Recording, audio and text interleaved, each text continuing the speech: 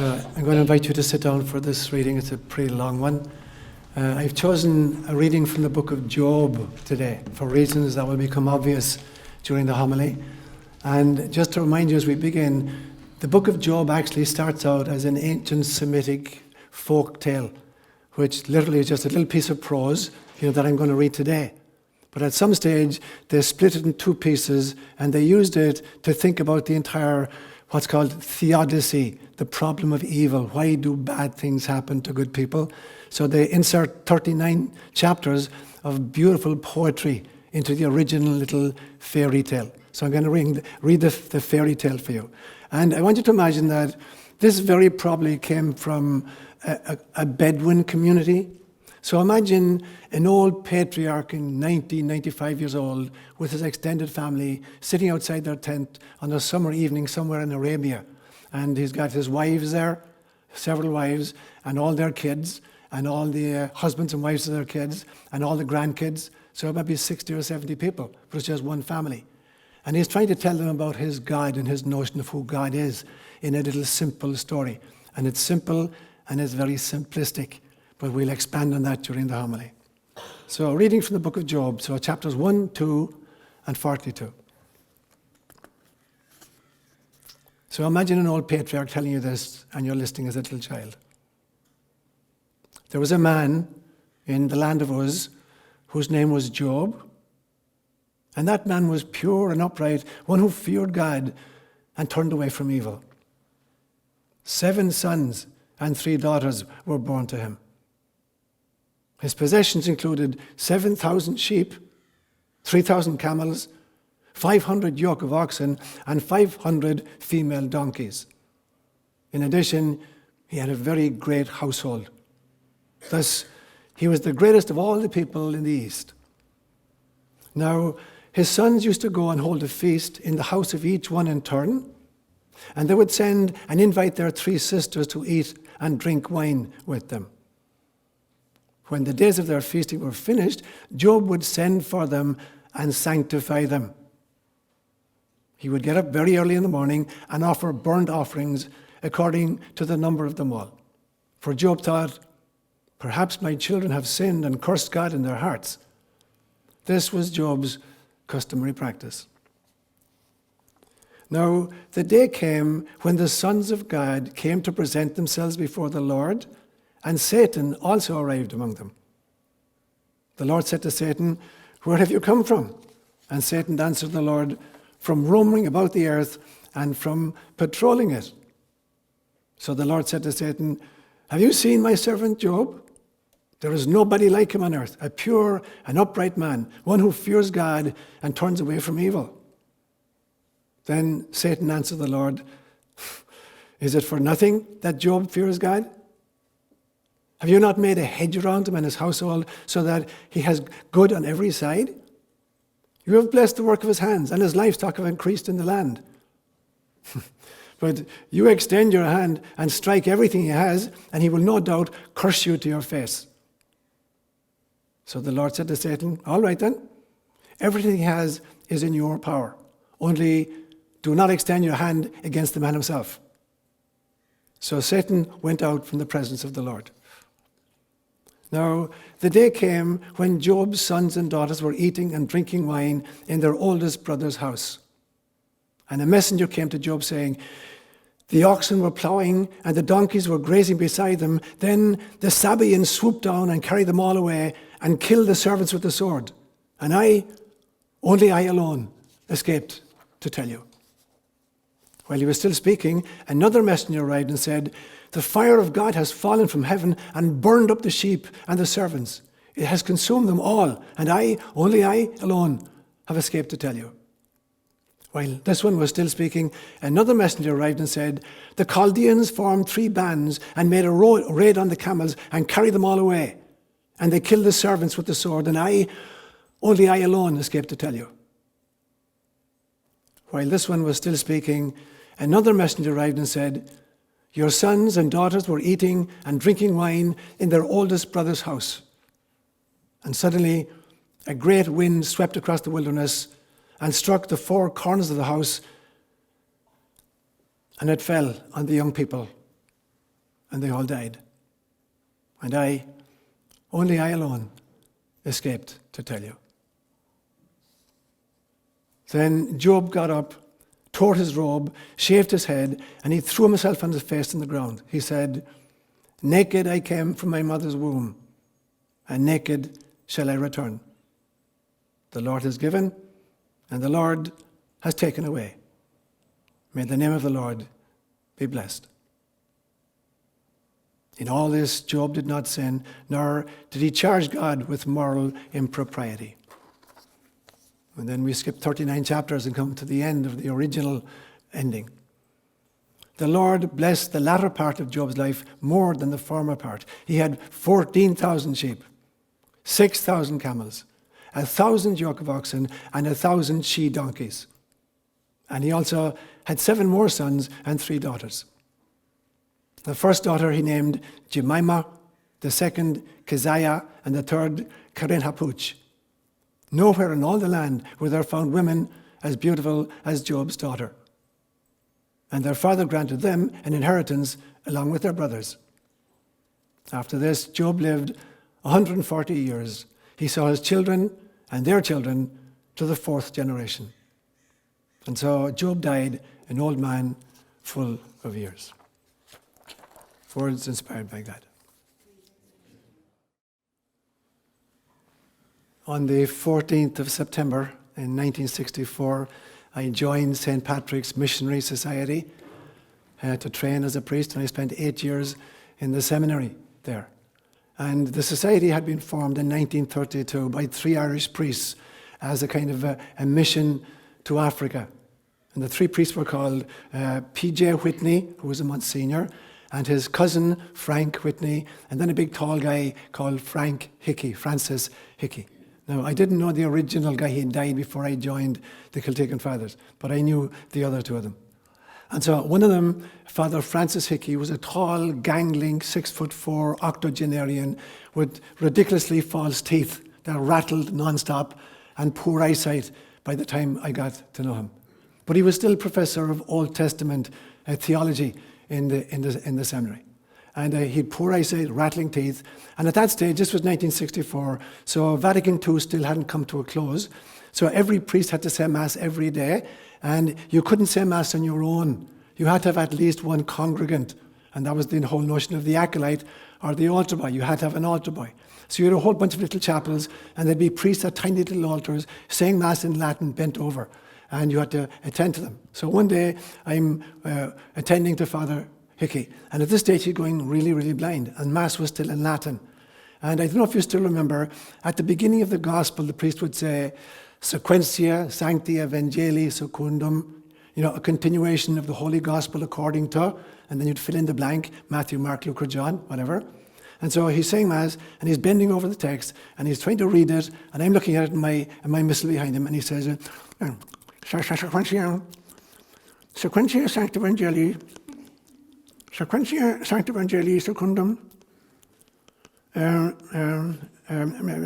Sequentia Sancti Evangelii Secundum. So I'm following it in my missal. So the 4th time I say, Ioannum. He says, Mister, is it you or me saying Mass? He didn't take lightly to being corrected. But he was still professor of Old Testament theology. And in particular, he had a fascination with the book of Job. So he taught this every year. And he gave exactly the same exam at the end of every year. He didn't forget, or I don't know, it was the same test exactly. And one of the questions every single time was, how many she-asses did Job have? The translation at that stage was, it wasn't donkeys, it was asses. How many she-asses did Job have? And of course, it was a trick question. Because in the first part of the story, he had 500. In the last part of the story, he had 1,000. So you had to know that difference. So in honor of Father Hickey and in honor of Job, and to have some little bit of fun about it today, I want to examine this question, the question of Theodicy. Why do bad things happen to good people? So that's what I'll do this morning. And I'll make 3 main points. The first one, I talk about Job and the problem of evil. Secondly, Judeo-Christianity and the problem of evil. And then thirdly, my own theories on the problem of evil. So firstly, Job and the problem of evil. So I want to give you kind of a context for this firstly. There are 3 divisions to the Hebrew scriptures. There's a little acronym called Tanakh, TNK, Torah, Nebi'im, and Kitzubim, or the law, the prophets, and the writings, and they come from different stages of Jewish history. Now, the Ketuvim, or the writings, are kind of Sophia writings, wisdom writings, and they came much, much later. And in fact, even at the time of Jesus Christ, the Sadducees did not accept that as scripture. They accepted Torah, and they accepted the prophets, but they didn't accept the writings, the wisdom literature. Now, this book of Job comes from the wisdom literature. In fact, it's the earliest poem in Judaism. It's a brilliant, brilliant poem. Lord Tennyson at one stage said it was probably the greatest poem of ancient or even modern times. So that's the context in which you realize this. And the historical context is that the land of Israel was divided in the year 930 BCE when King Solomon died. And 10 tribes seceded to the north, and they called themselves Israel, and 2 tribes to the south, and they called themselves Judah. And they wrote 2 very different kinds of scriptures. And in 721 BCE, the northern kingdom was destroyed by the Assyrian Empire, and they're taken off into exile, and they're never heard of again. The south continues for another 130 years, and then the Babylonian Empire came and destroyed that in 598 BCE, and the last 2 tribes are taken off into exile in Babylon. And at this stage, they come under the influence of the great religion called Zoroastrianism, religion of Persia. And in fact, in 539 BCE, the Persians overthrew the Babylonians and set the Jews free to go back to the land of Israel. And they came back and they rebuilt their temple. But in the 70-odd years that they lived under the influence of Zoroastrianism, it made a huge change to their thinking. And so, for instance, they were very definitely polytheistic before they went down there. Under the influence of Zoroastrianism had reduced the pantheon of divinities down to 2 gods, Ahura Mazda, the god of light, and Ahriman, the god of darkness. So Judaism took this aboard, and then finally they boiled it down to 1 god. But this 1 God of theirs had these 2 kinds of characteristics, a God of light and a God of darkness. And so when you read through the Judaic scriptures, you'll find that God is given many different names. But the 2 most popular names are Elohim and Yahweh. So Elohim is mentioned 2,500 times in the Hebrew scriptures. God is called Elohim 2,500 times, and he's called Yahweh 7,000 times. When you examine them, they're very, very different characters. Yahweh is very anthropomorphic. He walks in the garden with them. He makes clothes for them. He talks to them. Elohim is a distant, demanding deity who is very, very punitive. So it's like they took these 2 gods of Zoroastrianism and melded them into 1 character. But he's a kind of a bipolar character. You never know, which side of him is up. So that's the huge influence. So by the time they get back from the land of Babylon, they now are monotheistic.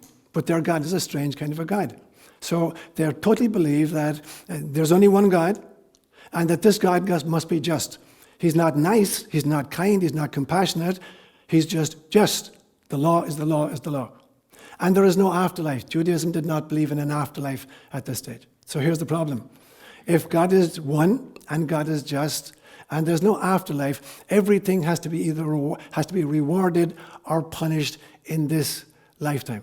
And so you have to explain all badness as somebody is being punished. They must have committed some kind of a crime. So in some senses, that's the backdrop to the story of Job. Now, you look at the storyline itself. And as I say, originally, it was a little Semitic tale, going back a long way, that you can imagine this Bedouin patriarch telling his children and his grandchildren, be good and God will reward you. Even if things are tough at some stage of your life, God will double down and make it really good for you before the end. So that's kind of where they start off. So the story starts off then with this character called Job, really, really good. He's blessed. He's got all these cattle, all these camels, all these goats, 7 sons and 3 daughters. He's blessed beyond measure. And then one day God has a meeting. So you get the impression that it's polytheism. God is not just a single one. There's a divine family. And God calls in all the sons of God. B'nai Elohim, they're called, the sons of God. And they're having dinner together. And Satan is one of them. And God says, Satan, in fact, is the only son of God who is named. The others are not named. Only Satan is named. And God says to him, where have you been? I missed you for a bit. And Satan said, I've been patrolling planet Earth and walking around there. And God said, did you see my servant Job? How good he is, great, great guy. He loves me beyond measure. I said, this is easy for him. He has 10,000 camels and he's got sons and daughters up the wazoo and everything blessed. Why wouldn't he? Test him and see what happens. And God says to him, it's almost like it's a parlor game. It's like a group of aristocrats having an after-dinner chat with whiskey and cigars. And they're talking about the commoners or the plebs. And God says to him, okay, do what you will. Just don't kill him, but you can do anything else you want with him. So one by one, Satan comes down, kills all his livestock, and then finally kills his 10 kids. And still we are told, in the original tale, even then Job said, naked I came from my mother's womb, and naked will I return. God has given, and God has taken away. Blessed be the name of God. Even then, there's not a problem. And so God says, okay, see that? Now we're going to give him twice as many possessions, and we're going to give him 7 more sons and 3 more daughters, and they're the most beautiful women in the world, and they're named. It's interesting, the 3 girls are named. The boys aren't named, but the 3 girls are named, and they all inherit with their brothers, which was unthought of at that stage. Now, that's the kind of the simplistic tale initially. I put it to any one of you who, as a parent, has lost a child. And imagine somebody saying, what's the problem? Go just make another baby. Is that going to solve you? So he's lost 10 kids, make another baby. So it's a very, very simplistic tale. But what happens now, they divide this tale and they use it to talk about the problem of evil. Why do bad things happen to good people? So that's basically the outline of the story. So then there's a few different theories. In the extended version, something very, very different happens in between. So initially, Job starts out, and he still won't curse God. He said, naked I came from my mother's womb, naked I shall return. God has given, God has taken away. Blessed be the name of the Lord. But in the extended version, it's very different.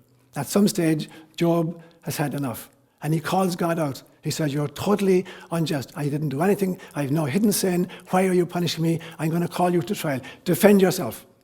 And Job's comforters arrive, and they're convinced of the old paradigm that only the evil suffer, that God would never punish somebody who is good, because there's no afterlife. So they're persuaded that Job has committed some secret sin, and until he admits this, he's going to be suffering. And Job is defending himself, and he's calling God now, I'm accusing you, come down and stand trial. You're really unjust. And he names all these unjust attributes of God. Now, God doesn't defend himself. God comes down and he says, how dare you? It's almost as if Job is the first trade unionist, and he's looking for workers' rights, and God as a corporate executive says, how dare you question my decisions? And so God lays into him and says, were you there when I laid the foundations of the world? When I said to the ocean waves, thus far shalt thou come, and no further. Were you there then? And finally, Job, sorry, okay, you're God, you're right, I'm wrong. Please forgive me. And then you get the end of the story. But you've got 39 chapters in between where they're looking at all possible ways to explain the problem of evil. And they can't really come up with any. By the end of Job, you still haven't figured out, what the deal is with good people suffering. That's my first point. The second point then, Judeo-Christianity and the problem of evil. When you work your way chronologically through the Judeo-Christian scriptures, you see a very interesting kind of a trajectory. So initially, the first sin is a sin of disobedience. God says you can eat any fruit from any tree in the Garden of Eden, except not that particular one, the tree of the knowledge of good and evil. You do that, you're going to die. And they commit the sin, they eat the fruit. So that's the first way in which somehow evil or guilt is built into the equation. And the response is, God comes down and he's looking for them, and they're hiding themselves. And he says, Adam, Eve, where are you? And they're hiding themselves. And finally he finds them, and they're shivering with embarrassment. And God says, why were you hiding? And they said, because we discovered we were naked. And God said, who told you you were naked? Have you eaten of the tree I told you not to eat of? And they start passing the buck. Adam says, it's her fault. The woman you gave me, she led me into sin. And he says to the woman, why did you do that? And she said, it's not my fault. It's the boa constrictor that you made. He came and he told me that this apple was really, really nice. And it looked good. I just took a little bite. And so God curses the woman in her childbearing, and the man in his labor, and the snake. People are going to trample on him every day of his life. So the first response to evil is everybody passing the apple. Nobody, passing the buck, passing the apple. Nobody will take responsibility for the sin. The next reaction then is God, this rageaholic psychopath, this cosmic psychopath, who throws them out of the garden and says, you are never allowed back in here. And if you have kids, they're not allowed back in here. And if you have grandkids, they're not allowed. In fact, none of your progeny is ever welcome back in here. So this total overreaction, this rageaholic cosmic psychopath. And then at some stage, he kind of cools his jets a little bit, and he decides, you know what? That could have been a bit harsh. Adam and Eve, I'm going to make a different rule.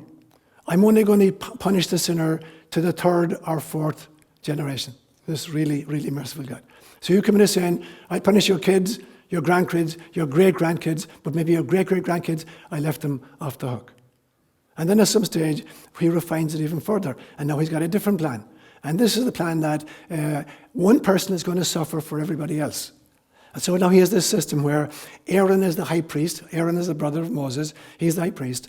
And once a year, all of the Israelites come to Aaron and they confess their sins one-on-one to Aaron.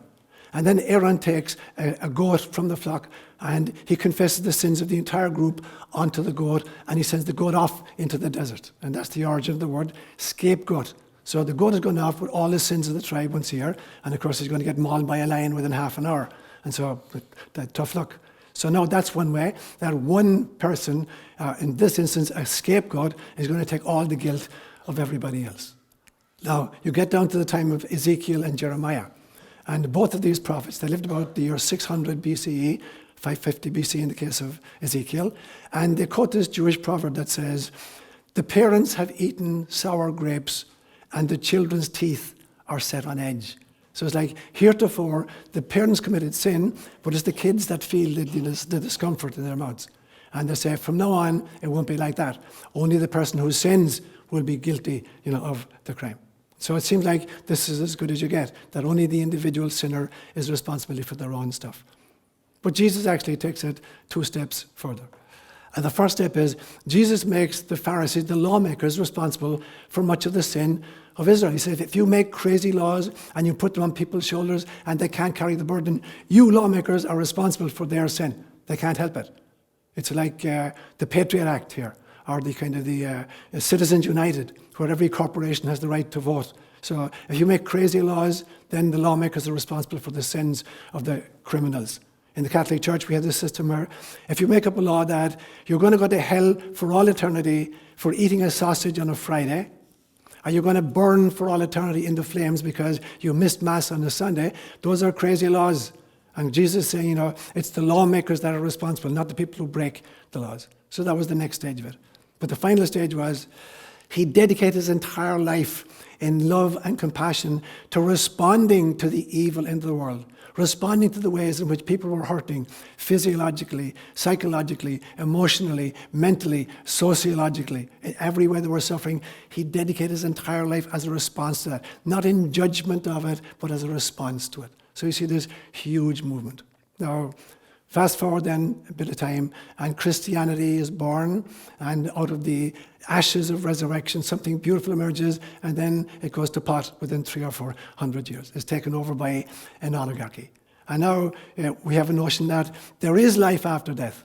That's both the good news and the bad news. Because the good news is that some people will live forever with God. The bad news is that the vast bulk of us will live forever in Sheol with Satan. So you look at it, Christianity in its various parts will say, only a very select few will actually make it to heaven.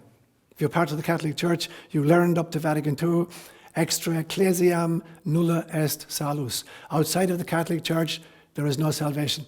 So anybody who's not a Catholic is damned straight off, which is 90% of the world's population. And then you had other sects telling me, no, it's us, we have the truth. Unless you're baptized and accept Jesus as your personal Savior in our church, our congregation, you're not going to get to heaven. And so we've whittled down the numbers. There is an afterlife, but that's the bad news, because the vast bulk of us are going to wind up down below. But even if you're lucky enough to be born Catholic, your chances are still really slim on actually getting there. So to make sure that there's accommodation for everybody, we create 4 places. There's heaven, there's hell, there's purgatory, and there's limbo. So heaven is for the very, very small minority who will actually make it through. Hell is for the vast bulk of us. Then there's purgatory as a place of suffering that goes on for a certain number of years until you work off your guilt. And then there's limbo for little babies, Catholic babies, but they weren't baptized before they died, and they can't go to heaven, so they're living in a place where they never see God, but like they're little puppy dogs to play with, and angels change their diapers once a day or whatever, and they're fed formula, and we're supposed to be happy with this. So the good news is there is an afterlife, and the very bad news is there is an afterlife. And then you get people like Calvin coming along in the late 1500s claiming that God actually creates souls who are predestined to burn for all eternity in hell. It's not even that God creates souls and the bad ones are going to go to hell, and the good ones are going to go to heaven. It's that God actually creates souls with the sole purpose, no pun intended, of sending them to hell to burn for all eternity. Can you imagine a situation where a woman, a pathological character, decides, I'm going to have 10 babies, and I'm going to love one of them, and I'm going to torture and persecute the other 9 until they die. And she has babies specifically with the purpose of wanting to torture 9 of them and love one of them. This was Calvin. God literally created souls, and the purpose was he was going to torture most of them in hell for all eternity and just bless some of them. So here's what Christianity did with this crazy notion of the afterlife. That's my second point. So the third point, and I want to look at my own theory of theodicy or evil. It's the hard problem in theology. It's the most ancient problem in theology, and one which has never been resolved. So lots of different people have taken a hit at it. So I'm going to take my own kind of hits at it. And the first thing is to ask the question, why is it that good people suffer? Isn't a very intelligent, really, question. Because it's not just good people who suffer. You look around you, and it's very, very obvious, that the only people who are suffering are not just the good people. Everybody is suffering in some way. And so, in some senses, it's the price of incarnation. When you agree to adopt this spacesuit and have a physical incarnational experience in a world in which there are earthquakes, and flooding, and lightning strikes, and illness and health, when you agree to that, you're accepting that, suffering is only part of the equation. So it's not just that the good people suffer, everybody suffers. And I believe that from lifetime to lifetime, we experience different kinds of suffering at different levels of suffering. So it's not just one size fits all for one incarnation. Every one of us is going to experience different forms of it in different lifetimes to different degrees. So the second question then becomes, then why is there suffering at all? And here we have to make a very important psychological distinction between pain and suffering. Pain is the price of incarnation, as I say. When you volunteer for a human incarnation in a spacesuit which is born, which ages and which dies, in a world which is subject to all these vicissitudes, when you sign up for that, you're signing up for pain. And there's a reason, and I'll mention the reason in a few minutes. But that's very different from suffering. Suffering is the result of poor interpretations of the pain. It's the storyline we attach to the pain that creates the suffering. So Buddha would say famously at one stage, pain is inevitable. Suffering is optional. Pain is the price of incarnation. Suffering is the stuff we heap on ourselves by the explanations we come up with or the interpretations we foist on the experiences we're having. And I would say as a psychologist that 95% of the distress that people report to a therapist has to do with suffering rather than pain. I'm not saying there isn't pain, there is pain. But 95% of the distress that's reported is actually suffering. It's the false stories that we attach to the experience of the pain that creates the suffering for us. So that's the first response there. So then, who is Satan then in this picture? Satan is kind of the boogie boy. I got 2 different theories here. I'm going to just mention very, very briefly. In some senses, Satan is what Satan was in the story of Job. He's a son of God. And in some senses, he's the devil's advocate. He's the person that stretches us into real virtue by testing, in some senses. And so, in some senses, I believe that temptation is the royal road to enlightenment. If we are not tempted, there's no way we can make progress. We're simply automatons. So temptation comes with free will. Part of the package of the spacesuit incarnation is free will, the ability to make choices. If we couldn't make choices, we're simply automatons. We're artificial intelligence programmed to behave in a particular fashion. Now, an automaton can't merit heaven or hell. It's just going to do what it's programmed to do. So if we were sent down here as automatons, programmed just only for the good, with no possibility of making poor choices, there would be no possibility for enlightenment whatsoever. There would be no growth whatsoever. So in some senses, Satan is not the bad character. Satan is the one who plays devil's advocate. Like you're trying to canonize a saint, you want to find out, was this really a holy person? So you don't wind up with egg on your face, having canonized them, and then found out that this guy was a pedophile, and you just didn't discover it. And so in some senses, Satan may well be, one of the sons of God who's plays a very important part in the enlightenment process. Another possibility could be that Satan is the projected shadow material of the human race. I spoke one time about this great big garbage patch, the Pacific garbage patch, where all the refuse that's dumped off the west coast of America and the east coast of Asia, because of the gyroscopic nature of the tides, it forms this huge big garbage patch, which now is almost the size of Texas. So in some senses, every time I do not acknowledge my own shadow material as an individual, I will project it onto somebody in an interpersonal dynamic. If we project our shadow as a community, we create prejudices against other communities. When we do this as a nation, we go to war with the enemies on whom we projected our shadow material, our national shadow. And when we do this as a species, we project this entire stuff onto nature herself. And so in some senses, Satan may just be the personification of the projected shadow material that the human race is failing to deal with in itself. So that's a possibility to explain the presence of Satan. I looked then at the notion of sin. And sin has had a very, very colourful kind of history. I'm convinced that the first definition of sin had to do with breaking the taboo. That old shamanistic cultures going back 40,000 years, the first spiritualities on the planet, they realized that there are some experiences, and if you're not prepared for them, they could really devastate you. So if you have an encounter with the divine for which you're not prepared, one of two things is going to happen to you. You're going to go mad because you cannot handle this new dimension, or you're going to get inflated and say, look, what a great guy am I, look what I just did, look what I just encountered. And so to protect against that, they made sure that people had to be initiated gradually, into the mysteries, so that when they had a divine encounter, they would neither be inflated nor go crazy. But occasionally, so they put a taboo around these experiences, so only the initiated, could encounter them. Occasionally, somebody would breach the taboo, and that was the original sin, as far as I'm concerned. The breach of the taboo against trying to seek a spiritual encounter before you had the bandwidth to accept it and receive it. We move on then and we find the second notion of sin is actually having to do with a community. It's not individual, it's a community. It's a covenant between God and a particular tribe of people. And if any one individual breaks that covenant, the whole group is guilty. It doesn't make any sense. To us, it doesn't make sense. Why don't we just blame the person who did it? Because it's called corporate singularity. The tribe is regarded as a corporate singularity, a unity. It would be like a defense mechanism if I were accused of, shooting, somebody with my gun, and it's on videotape, somebody saw me shooting somebody and killing him, and I open court and I say, I'm not guilty.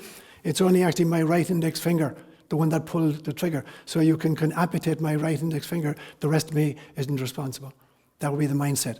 It's ridiculous to claim that the group is not guilty because one of the group committed the sin. So that was the second kind of notion of sin, that it's a covenant that has been breached. The third notion then has to do with, the breach of a single commandment.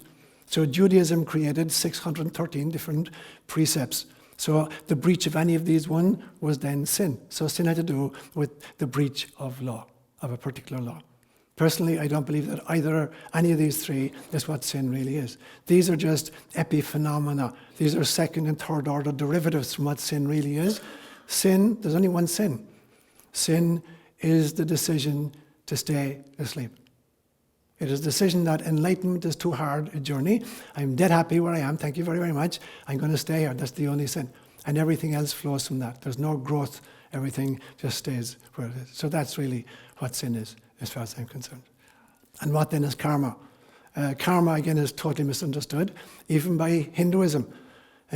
Hindus who claim that the caste system is because of a karmic resolution, that people who are, sinned in former incarnations are going to be born as untouchables. That's a total misunderstanding of karma.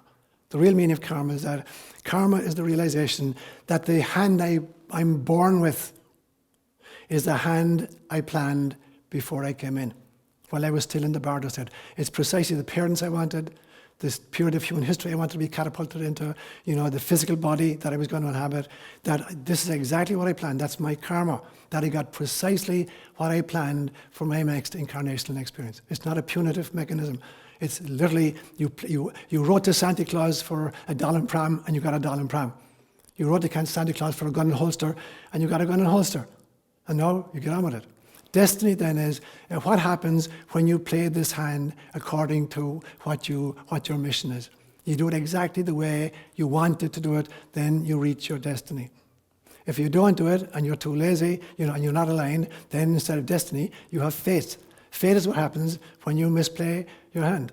And then the end of life comes and you create new karma on the basis of previous rounds. And so that's how it moves around. So I think there is a very different understanding then of evil and the whole problem of evil and the notion of good people suffering.